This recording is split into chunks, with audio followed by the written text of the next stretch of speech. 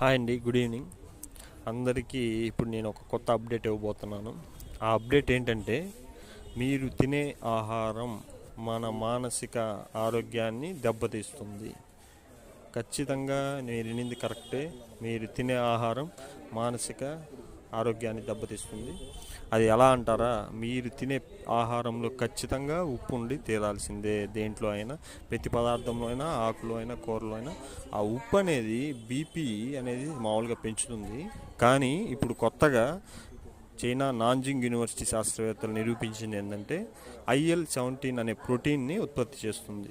ఈ IL-17 protein మానసిక శారీరక రుగ్మతలను కలగజేస్తుంది. మెదడులో కొన్ని రసాయనాలని ఉత్పత్తి చేస్తుంది. దానివల్ల మనం మానసికంగా కుంగుబాటుకు గురవుతున్నాం.